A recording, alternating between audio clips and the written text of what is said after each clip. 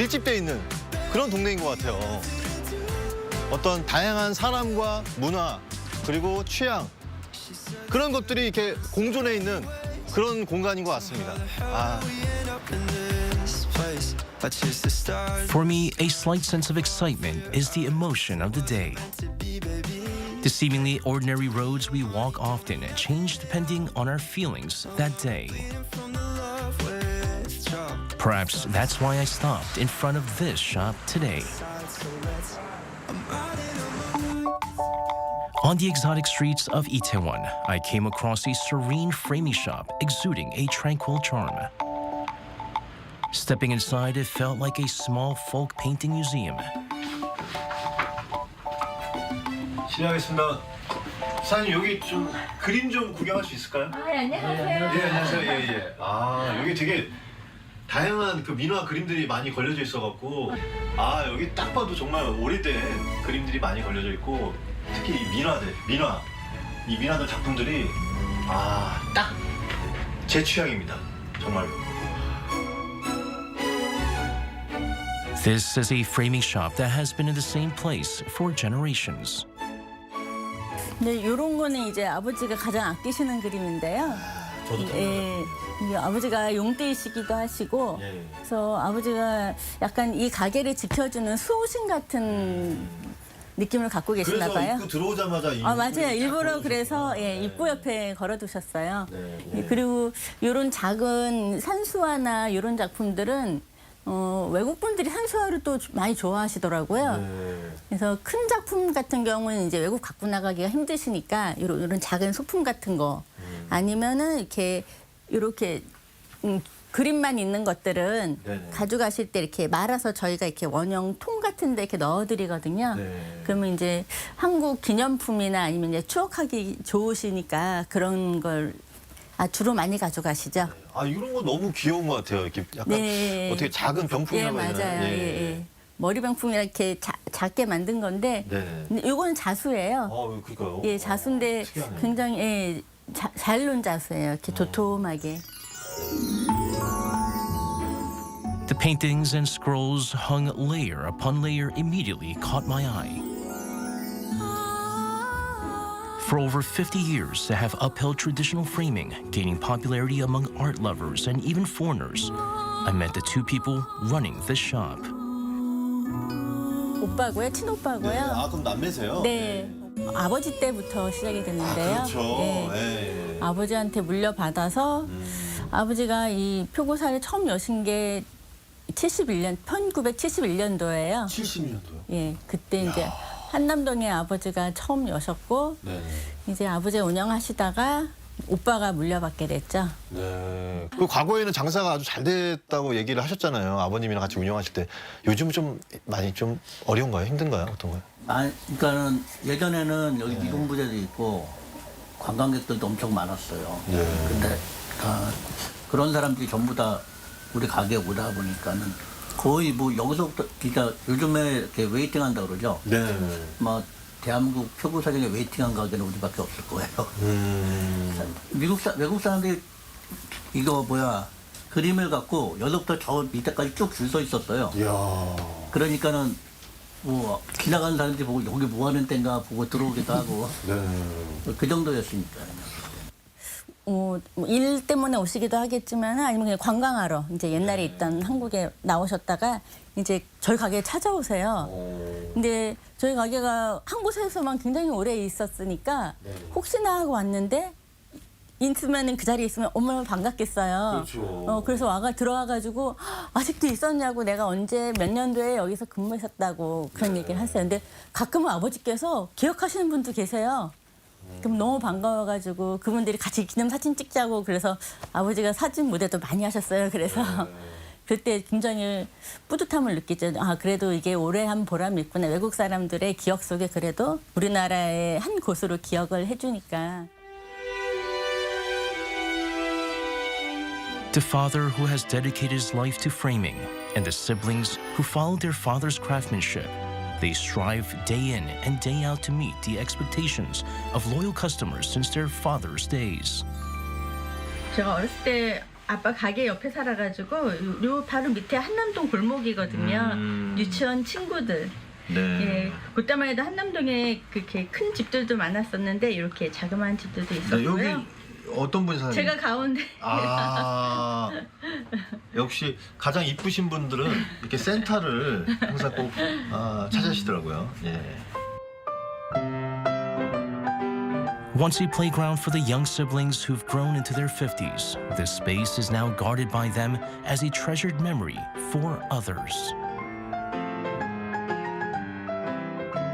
자 사장님 제가 그 표구 작업은 한 번도 본 적이 없는데 네. 표구 작업이 어떤 건지 좀 요게 이제 설명을 좀 해주신다면 예. 첫 작업인데요. 예. 동양화를 그리게 되면은 네.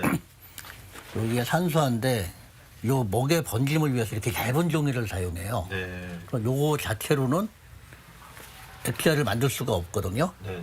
그러면 여기다 이제 우리가 배접이라고 그래서 이런 한지에다가 풀을 매겨가지고, 그러니까는 문풍기 바르면은 그 문풍기 바르듯이 뒤에다가 한 번 더 덧대주면 이게 완전히 빳빳하게 되거든요. 네. 그럴 때 이제 사용할 수가 있어. 아 그러면 제가 좀 쉽게 이해한다면 그림을 더 오래 보존하고 위해서. 네, 그렇죠. 아무래도 네. 그냥 요 얇은 상태로 하면 뭐 파손되기도 쉽고 그렇죠. 그러니까 하는데. 찢어지기도 쉽고. 네, 그렇죠. 네. It was my first time witnessing how it's done. Wow, how fascinating. 그러니까 표구 작업 과정이 야, 이런 과정을 거쳐서 멋진 민화로 탄생하는군요. 아, 네, 네. Yongsan feels like an entire city turned into a museum, and among its treasures is this framing shop. I hope it remains with us for many years to come. 이렇게 서울 마을을 돌아다니면서 참 많이도 변했구나 하는 생각이 들면서 원래 살던 분들은 다들 어디로 가셨을까 하는 생각이 들더라고요. 분명한 건 어디에 있든 마음 한켠에 추억 하나쯤은 간직하고 계실 텐데요. 그런 추억의 장소들을 다시 찾았을 때 마음의 위로를 받고 옛 기억과 정치를 오래도록 나눠주길 바라는 마음입니다.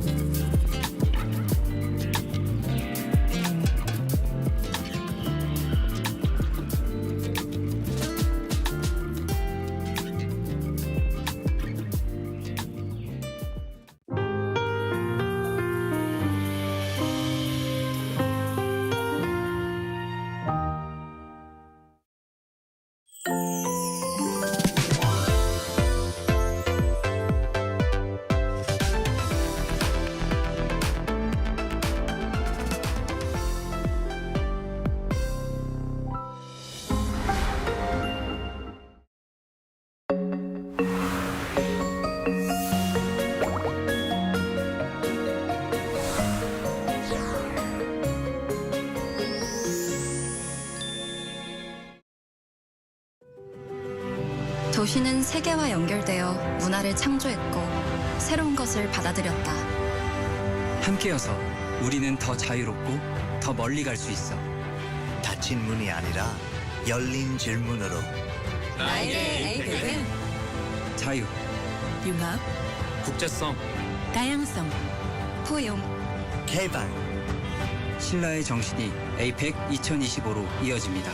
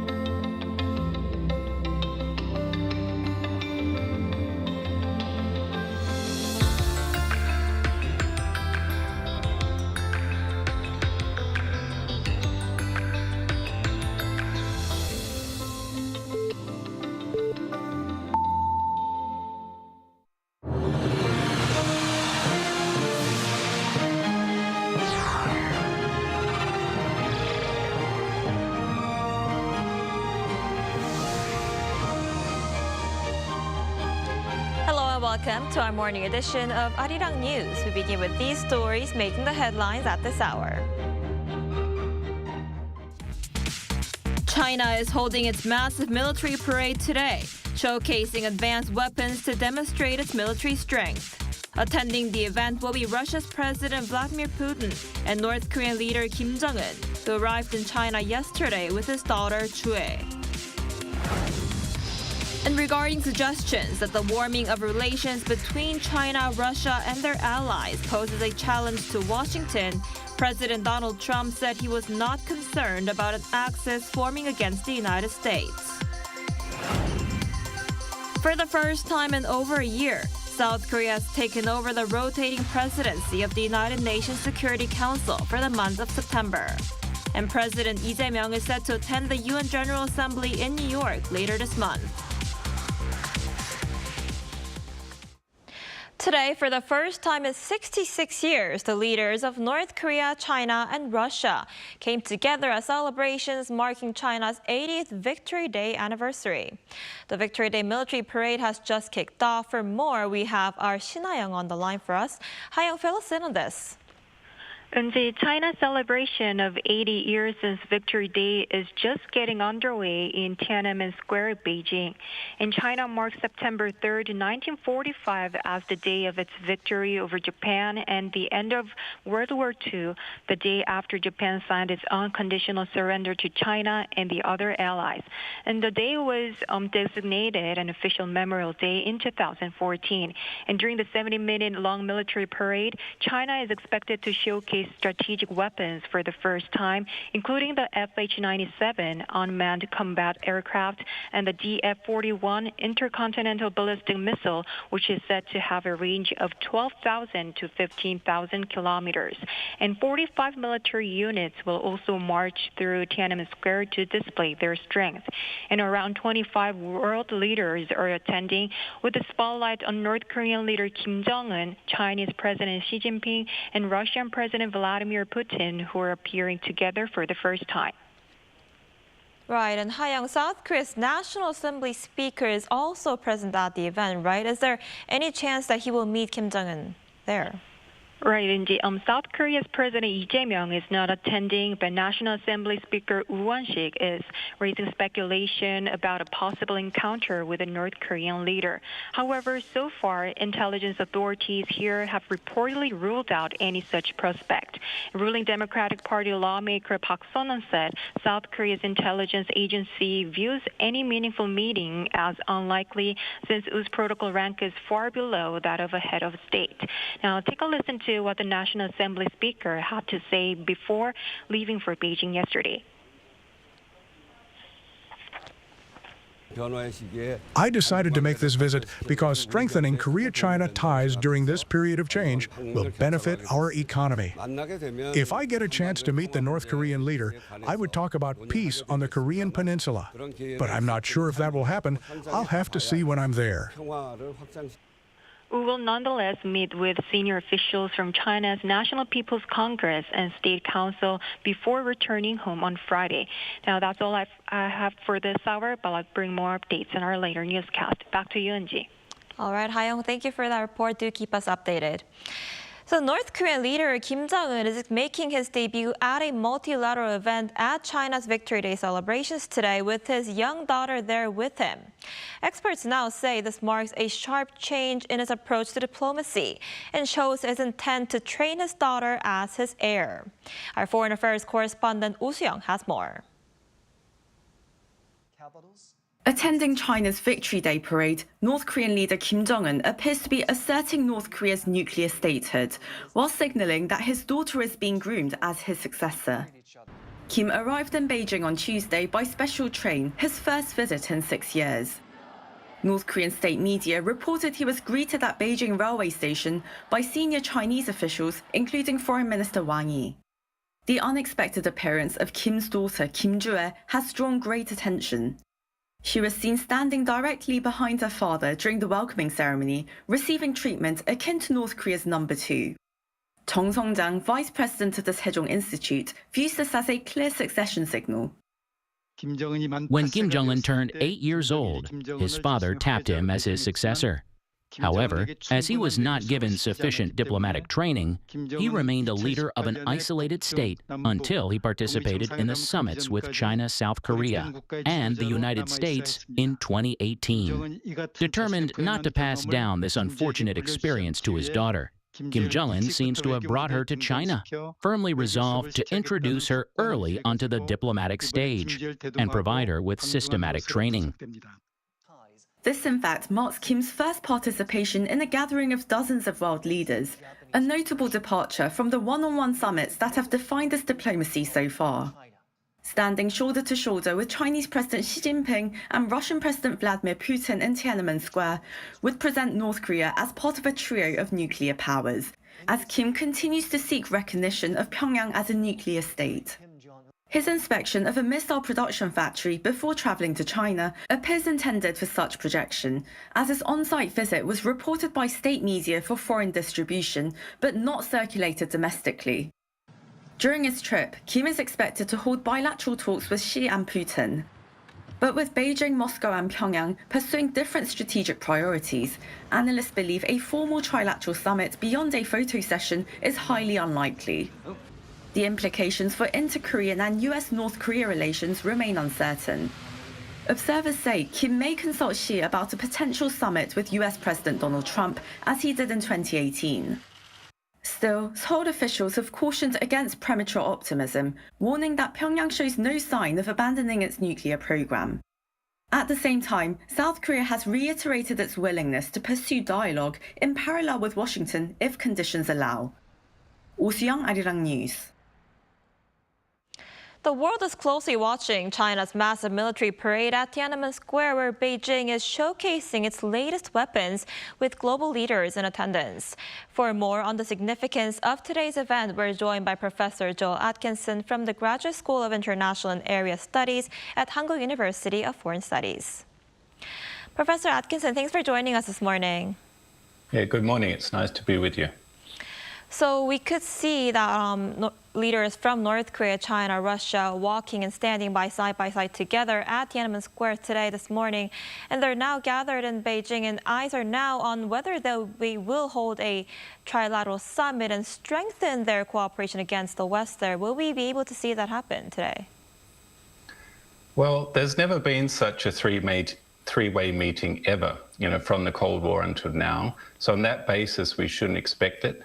And while Kim Jong-un might want a trilateral summit, I'm not sure that Xi Jinping would see the benefit in it.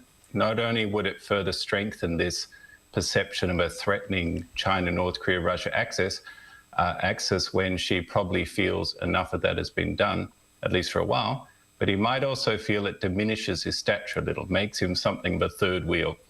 We'll have to see. It will certainly be big news if the three do get together. Right, and through today's military parade, analysts say China appears eager to showcase its growing military power to rival the United States and the West. What do you think is behind China's intention, and how would you assess the country's military capabilities? Well, you should keep in mind that the main focus is domestic. It's to evoke patriotic sentiments and support for the CPC's leadership, to show that the Communist Party has made China a proud, strong country, and all of these foreign leaders coming to pay their respects, and also that the Chinese military honors and is loyal to Xi Jinping and the party. The US and its allies like Japan don't really need a parade to know what weapons China has, but it does project some confidence and this kind of attitude that Beijing won't back down, that has the will to carry out this, this struggle against American hegemony, as it calls it. And it certainly has formidable capabilities. In many areas, it still lags behind the US, but it's catching up in many ways. And more importantly, perhaps unlike the United States, it has that industrial capacity to mass produce the kinds of weapons that win wars. Right, and Kim Jong-un's this trip to Beijing marks a rare departure from his, isolated and nuclear-armed state. And some analysts say Kim Jong-un will ask Xi Jinping to visit Pyongyang during the North Korea-China summit meeting. What's your take on this? Well, I think Xi is overdue to visit Pyongyang. He last went there in 2019. Seoul is also pressuring Xi Jinping to visit South Korea for APEC at the end of October. but he would see that as a concession. He hasn't come here since President Park Geun-hye allowed the US to install the THAAD missile defense system in 2016. So perhaps he'll go to Pyongyang before coming to South Korea to make it seem less like he's, kind of bending to Seoul's will. Also, Putin went to Pyongyang last year, so she may want to go to keep things kind of balanced in that way. All right, and a lot of attention is also on Kim Jong-un's daughter, Joo-hae, who could perhaps be the next leader of North Korea. And there is speculation that, she could be the next leader, right? Yeah, well, she certainly seems to be being groomed for the top job. This is her first official trip abroad, and it would be a sign of respect to China for Xi Jinping to be the first leader she meets. And, visiting Beijing is an important part of securing succession in North Korea.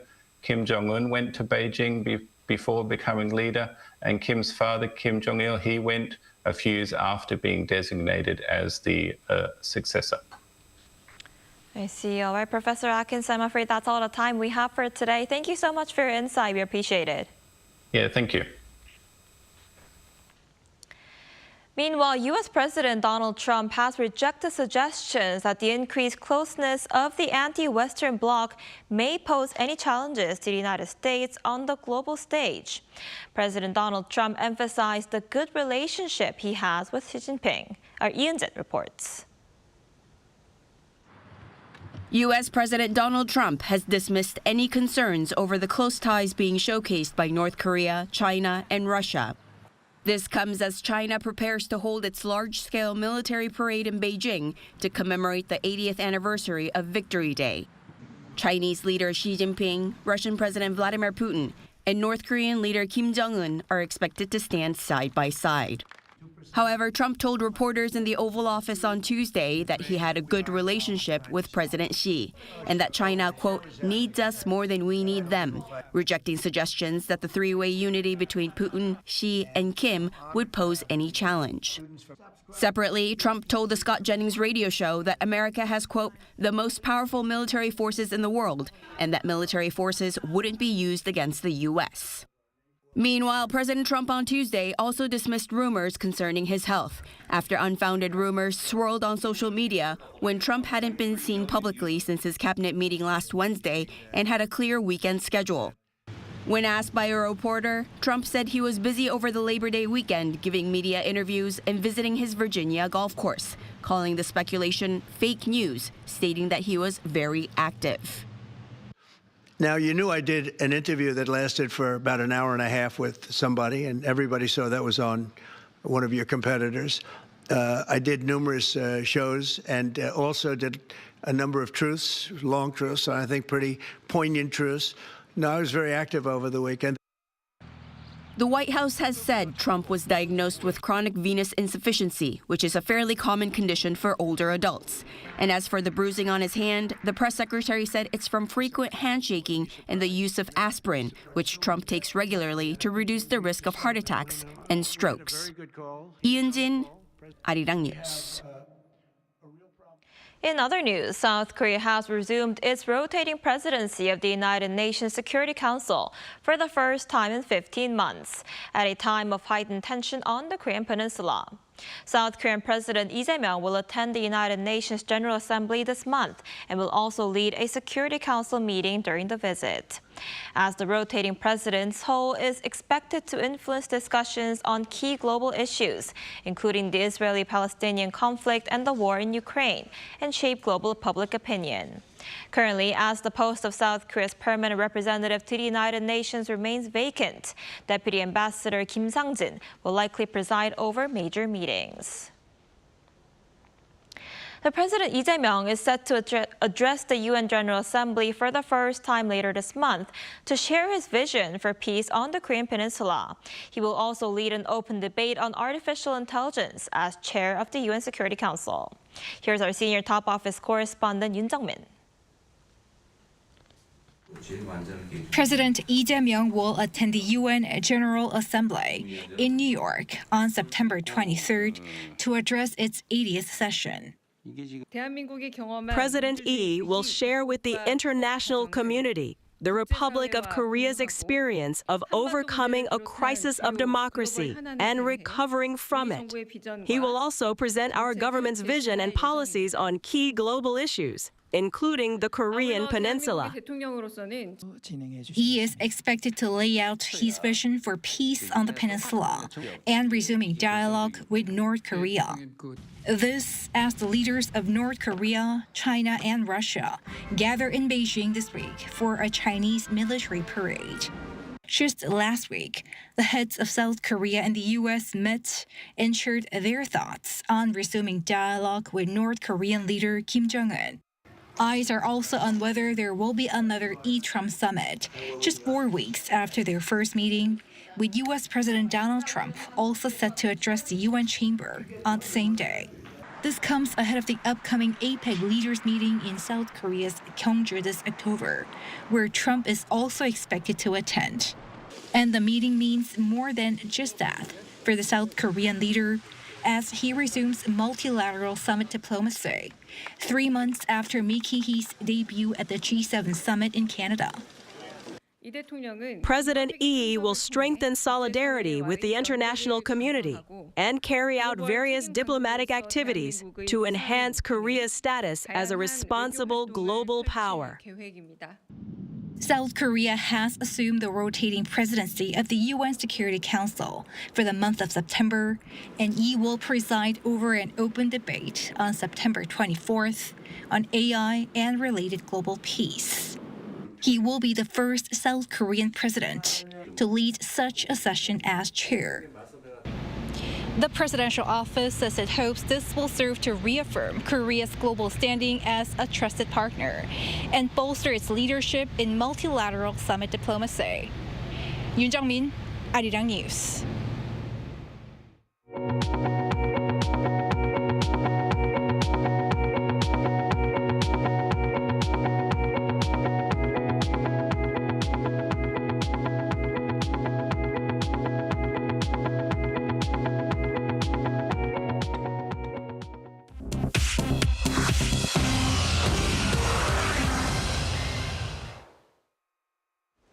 Good morning, I'm Choi Ji-hee, and this is The World Now.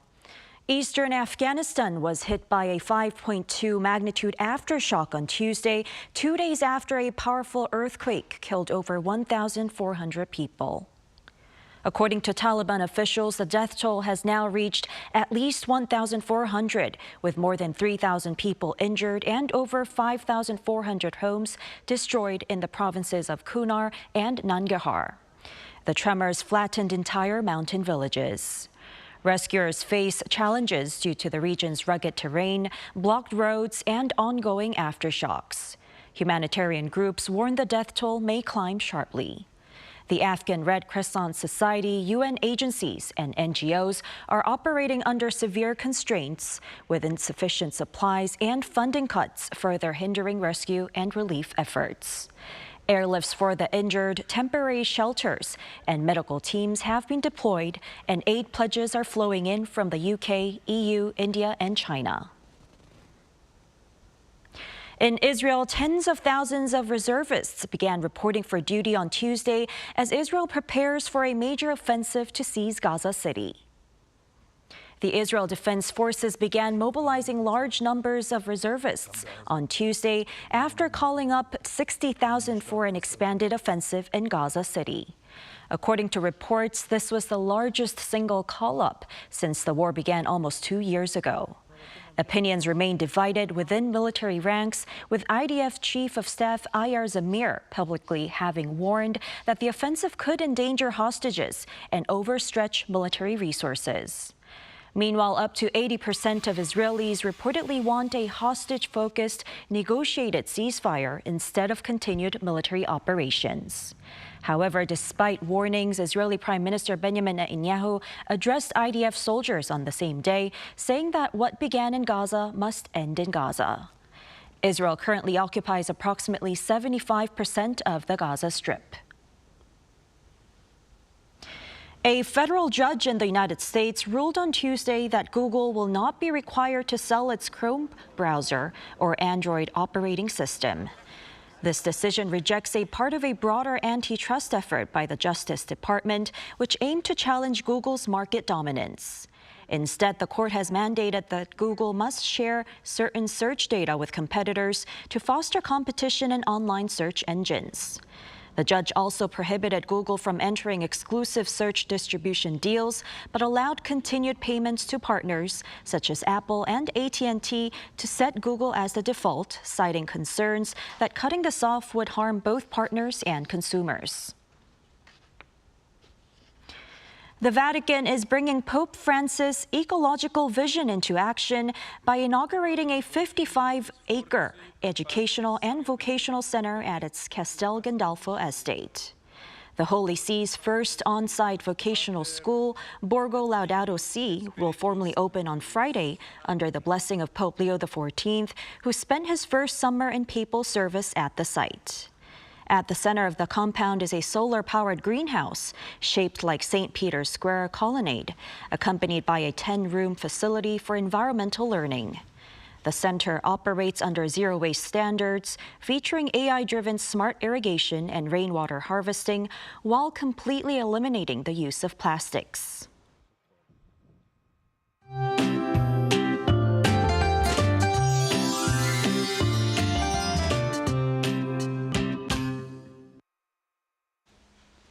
As we step into September, the sticky nights are finally easing, so if you dress for the afternoon, it might have felt a bit breezy on the way to work this morning. However, the midday sun is still blazing with warm, humid air continuing to flow in, making it today feel hot and muggy in the afternoon. Meanwhile, heat wave advisories remain in place for certain parts of Korea as well as Jeju Island. So with unstable air overhead, thunderstorm clouds are popping up across the country. Southern regions will see scattered showers with thunderstorms with 5 to 60 millimeters in the forecast, along with strong winds. Late summer heat continues to dominate across the country. Seoul and Chuncheon will be getting up to 33 degrees Celsius this afternoon. Daegu, Daejeon, Gwangju, Jeju will be topping out at 32 this afternoon. On and off rain stays with us through this week, and with that rain, temperatures will finally begin to ease, and next week should bring more comfortable and cooler conditions to the country.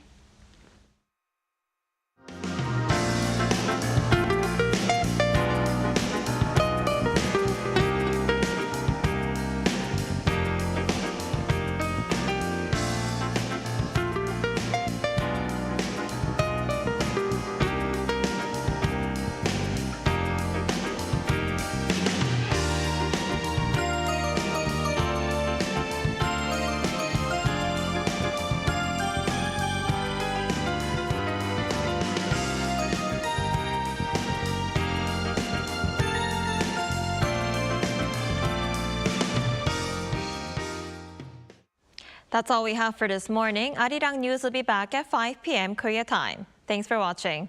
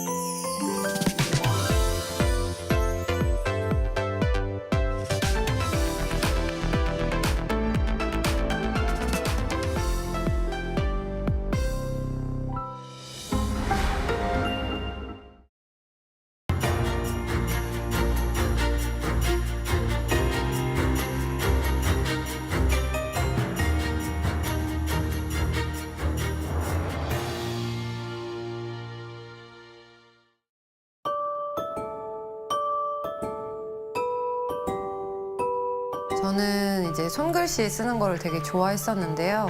처음에는 이제 취미로 시작을 했고 이제 하다 보니까 글씨를 쓰는 행위 자체가 정서적으로 돌봄을 시켜주더라고요. 제가 많이 힘든 시기에 글씨를 쓰기 시작했었거든요. 돌이켜보면 힘든 시기를 글씨로 극복했었던 것 같아요. 이제 글이 갖는 힘이 있어요. 네, 그래서 이제 저도 글씨를 처음에 형적으로만 이렇게 표현을 하고 그림 그리듯이 썼었거든요. 근데 쓰다 보니까 점점 글을 쓰게 되더라고요. 이제 글이 글씨가 되고 글씨가 글이 되고 이 메시지적인 부분이 크다 보니까 그런 어떤 직관적인 힘을 갖고 있는 것 같아요.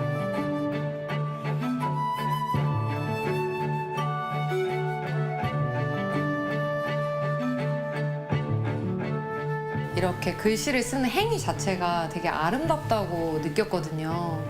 그래서 이걸 쓰는 순간을 한번 예술로 만들어 보면 좋겠다 해서 제가 글씨를 원래는 이렇게 책상 위에서 썼다면 어떤 벽면에 세우듯이 마치 춤을 추듯이 그렇게 이제 글씨를 퍼포먼스 공연으로 한번 해볼까 해서 이렇게 시작하게 된 것 같아요.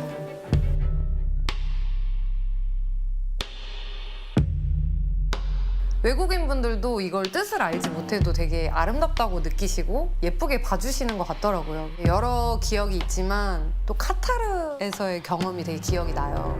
어떤 분이 이제 보시면서 우시더라고요. 그런 장면들이 어쩌면 저를 계속 이렇게 하게 하는 그런 원동력이 되는 것 같기도 해요.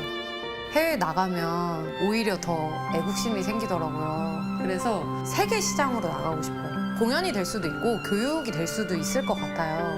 이런 한글을 쓰는 행위 자체가 지금은 사실 손글씨도 잘 안 쓰는 시대지만 오히려 이런 시대일수록 되게 더 가치 있는 일이 될 것 같다고 이제 제가 믿거든요. 그리고 제가 그런 역할을 할 수 있으면 되게 좋을 것 같아요.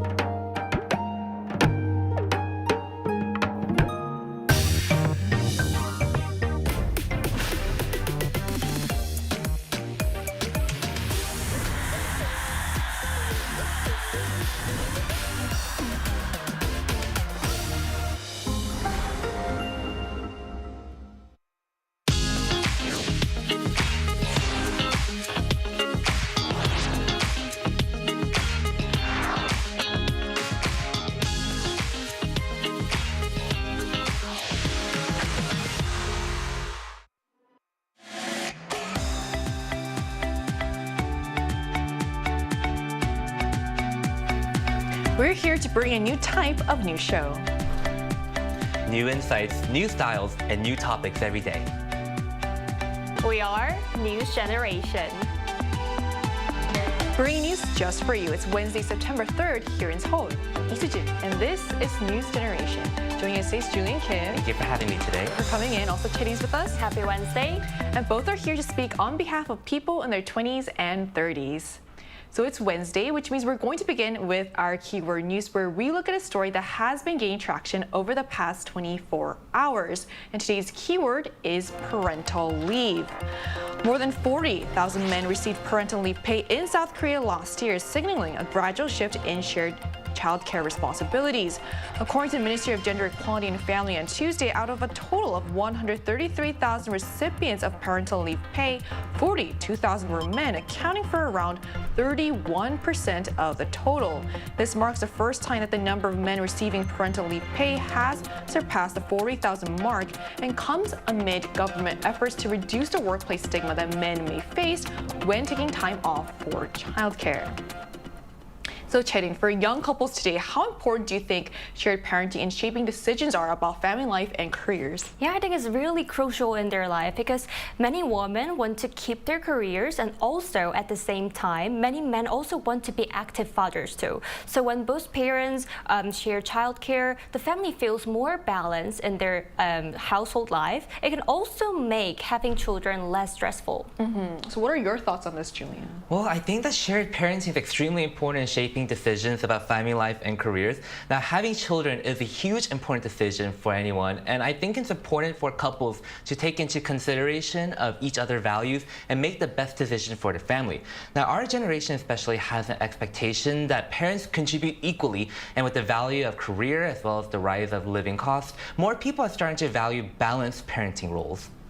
So the rising number of men taking parental leave shows that attitudes towards shared childcare are slowly changing in South Korea. While culture and workplace barriers still exist, this milestone is a sign that more fathers are stepping up at home and that progress towards greater gender equality, both in parenting and in the workplace, is slowly but surely improving. And that concludes our keyword news for this Wednesday. So shifting gears, as we make our way through the middle of the work week, we're going to explore some of the changing dating habits shaping the lives of young adults today. Let's take a look at the screen to learn more. While dating isn't a necessity for many people in their 20s and 30s, it's traditionally been a way to learn more about themselves and perhaps even find the one they can spend the rest of their lives with. And with the rise of social media, where sharing every aspect of your life online has become the norm, fun and romantic dates were often celebrated and even showcased. But recently, there's been a noticeable shift as more and more young people are consciously choosing to step back from dating altogether. Today on News Generation, we're exploring this dating trend, delving into the reasons behind it and examining the broader implications it could have for society. As we just saw in the video, dating habits among young people are shifting in surprising and unexpected ways. For generations, dating was seen almost as a rite of passage, a way to connect, socialize, and even learn more about yourself. But for many in the Gen Z generation, that no longer seems to be the case. So a recent survey suggests that more and more young people are delaying, avoiding, or even opting out of dating altogether. So Julian, can you tell us more about this survey and what it reveals about the way Gen Zs are approaching relationships today? Yeah, definitely. So, according to a Bank of America survey of Gen Zers in the US, more than half reported spending only $0 per month on dating. Wow. This basically means that they are not dating. Let's take a look at the screen to find out more. So, among those who have said that they do spend money on dating, 28% reported spending less than $100 per month, which is a relatively small amount. So, depending on what activities are planned on the date, I would say that's the price of 2 dates in 1 month. So, when asked why they don't spend much, over 50% cited having high living costs as the main reasons. Gen Zers are feeling the crushing financial burden from rising living costs, so this is becoming our generation's #1 priority to tackle. So these are really surprising numbers. So Chae-Rin, what do you think is driving the shift, and what kind of broader impact could this trend of young people not dating have on society? Yeah, I think the point is much of it comes from money problems and financial problems. In the US especially, housing and childcare costs are rising very fast. This makes young people avoid not only dating, but also marriage and having children too. And Korea is the same. They want to feel secure before they start a family and making a household. So instead of spending on date, they use social media to connect with others, and some even try AI from romance. I just heard of it. And in fact, 1 in 3 single Gen Z has used AI as a partner. I don't know if it's for a partner, as a friend, for a romance partner, but they use it a lot. So 1 in 3 sounds like a big number. And I think we've also, I don't know if you guys seen on the news about how recently there was a teenager that was confiding in ChatGPT, and it led him to make really serious decision and end his life. Actually, today, I don't know if you've heard that OpenAI say roll out safety features for this and add parental controls to this as well. So we can hear how this is like a really serious topic now. Definitely needed for sure. Right. So to learn more about Gen Z dating culture, the lack of it, we're going to speak with a young person from the US to hear her take on why dating habits are changing, what she and the people around her are experiencing. That conversation will take place right after the break, so stay tuned.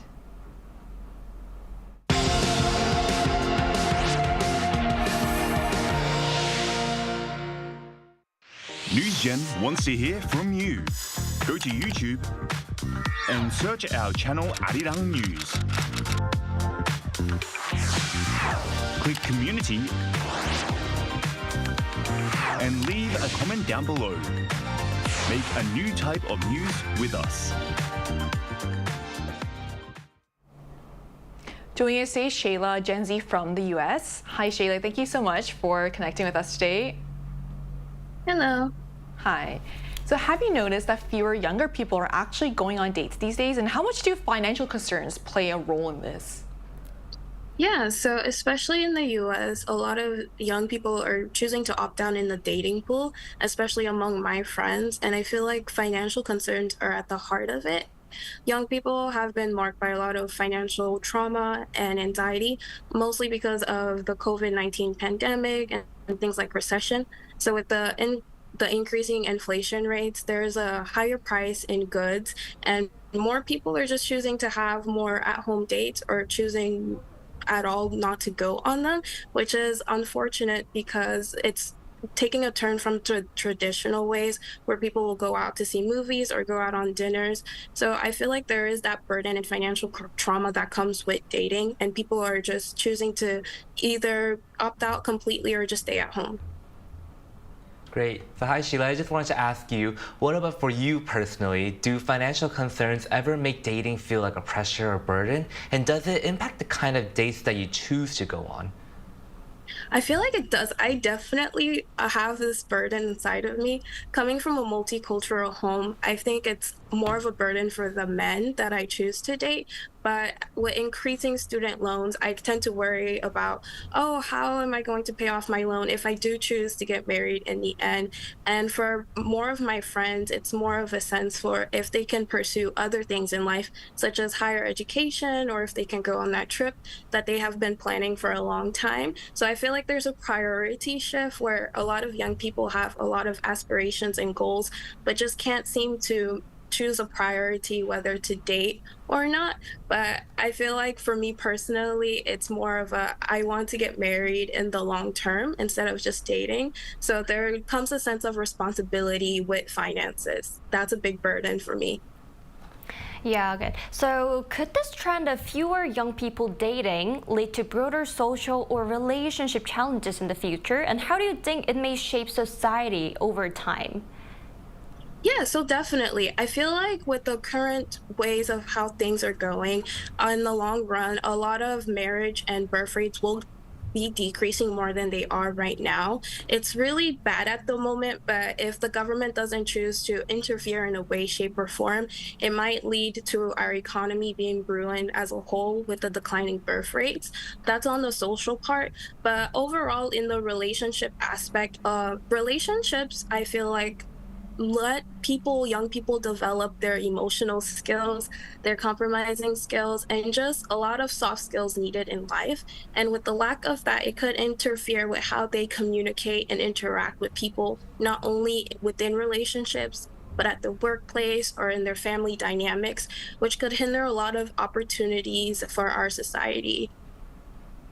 All right, thank you so much for sharing your insight with us today, Shayla. Thank you. Have a good day. So we just heard from a Gen Z from the US about how attitudes towards dating are shifting there, with more young people choosing to hold off on dating or even opt out altogether. But financial concerns like rising prices and the cost of living are issues that young people face all around the world.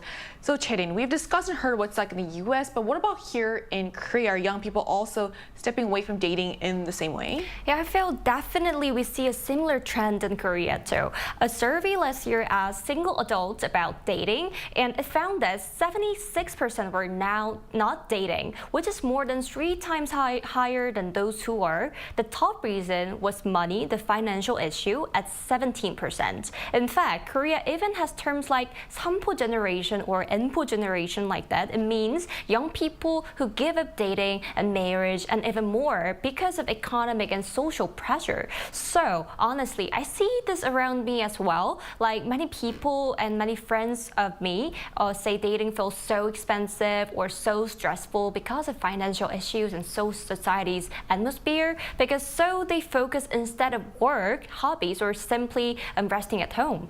So this kind of makes me wonder, Cherin, so when you go on a date and you do you go for a meal and then you do one activity, how much do you typically usually spend and what kind of things do you usually do? Like 3만 원 in Korean, I think so, because 30,000 won? Yeah, and I just go to cafe and go to restaurant or like coin 노래방, you know, this is like a favorite my hobby. So can you describe what that is really quick for our viewers? coin 노래방 is we go to the singing room. There is some kind of a small room. So when we put some kind of a really coin or small money, we can sing a song a lot in there. So it's not that expensive, do you feel like? Yeah, it's not that expensive. So it can be a good alternative for that. But you do also feel like when you go on dates, you feel like, oh, this is kind of expensive. You worry about how much it costs you?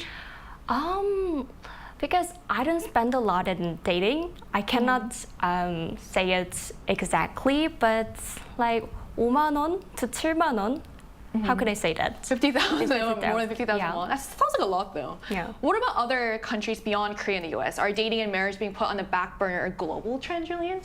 Yeah, so this phenomenon is global. For example, right next door in Japan, they have a term called herbivore men to describe men who describe those who hesitate to date due to economic reasons. In Europe too, with the rising living costs, the perception that marriage is a luxury is becoming stronger.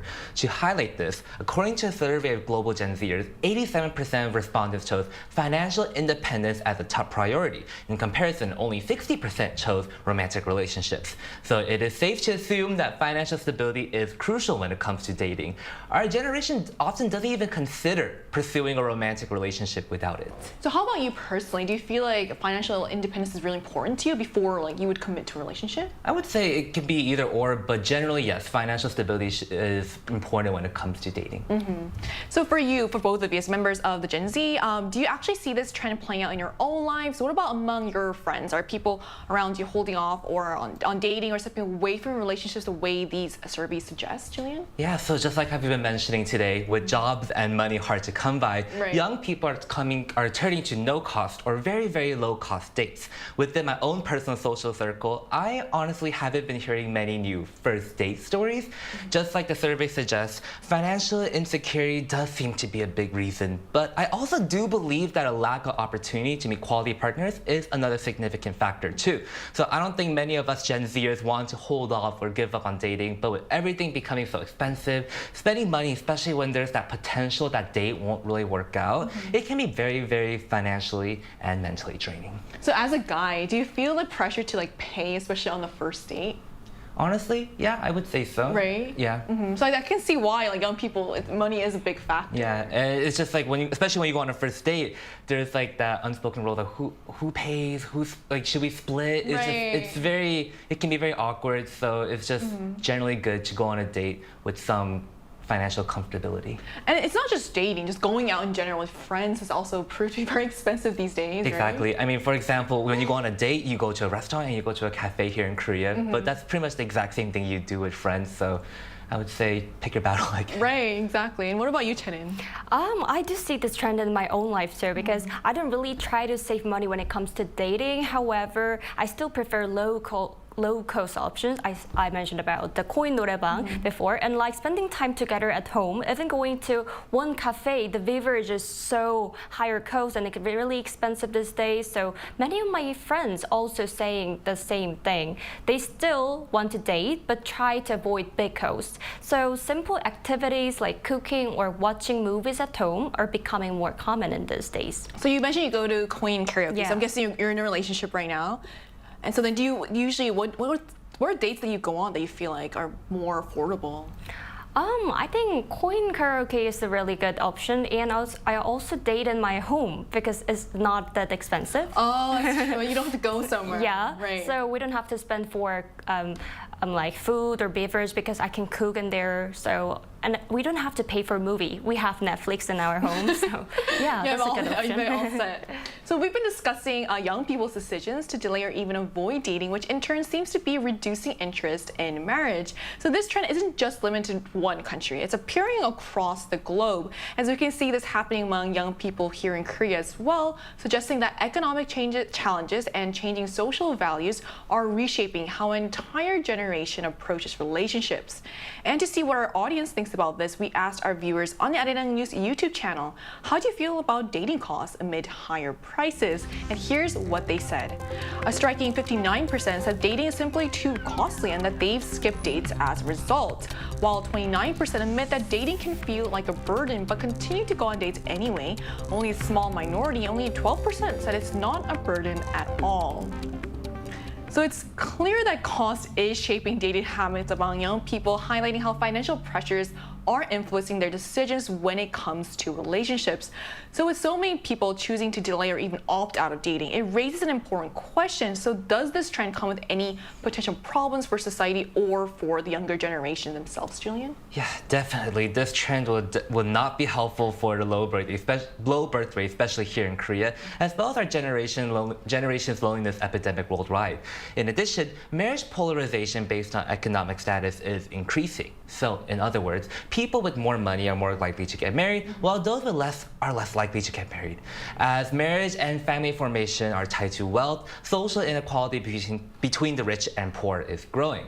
So families with more resources, for example, enjoy greater stability, leaving others more at a disadvantage. These factors could cause huge potential problems for our younger generation.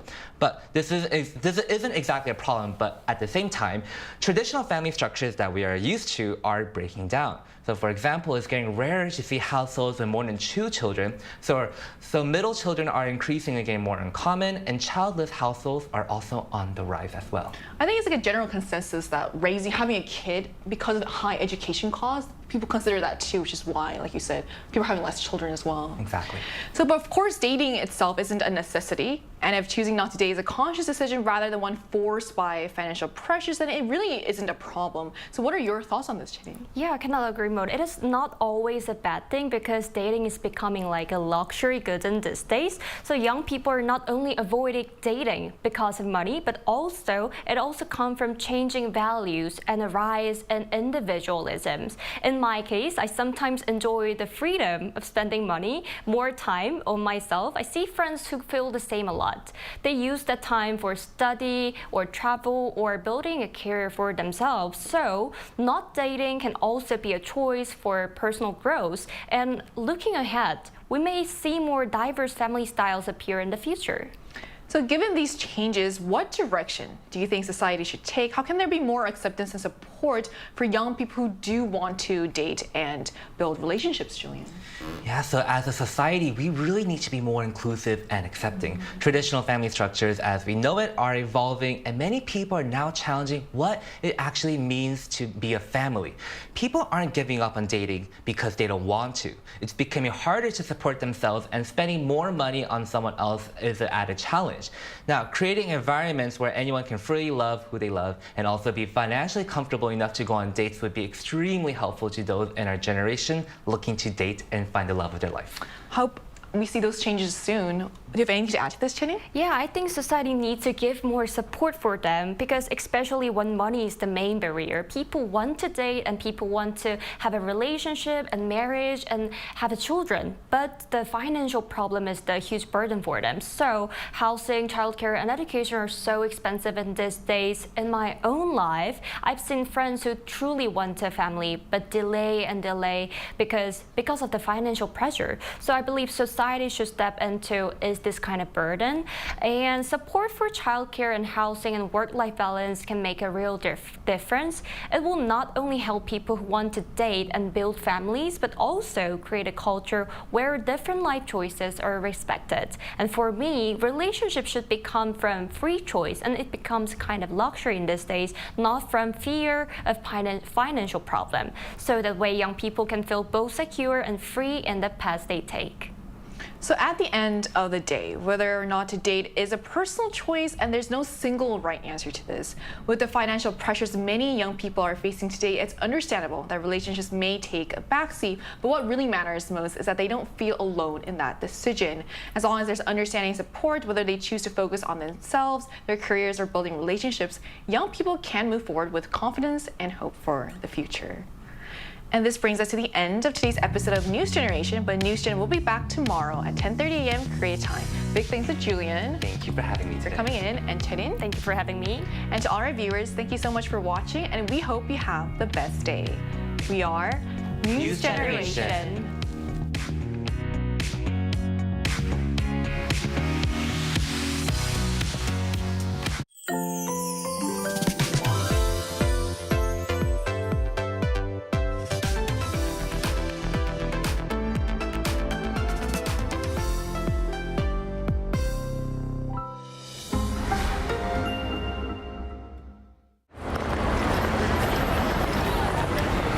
Feeling overwhelmed by a busy life without knowing where you are heading.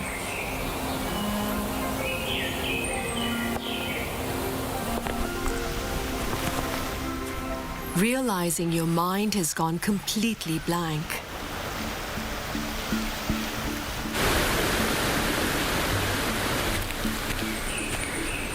If you need some time and space,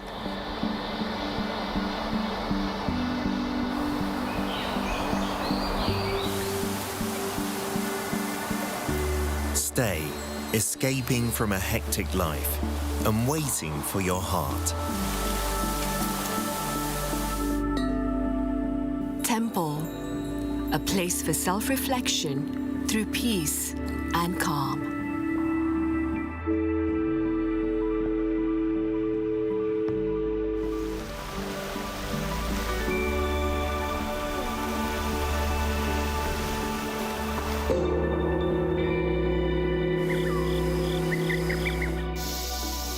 Walking and being in nature.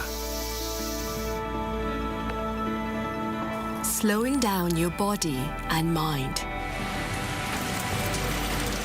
Staying for a joyful journey to face your inner self.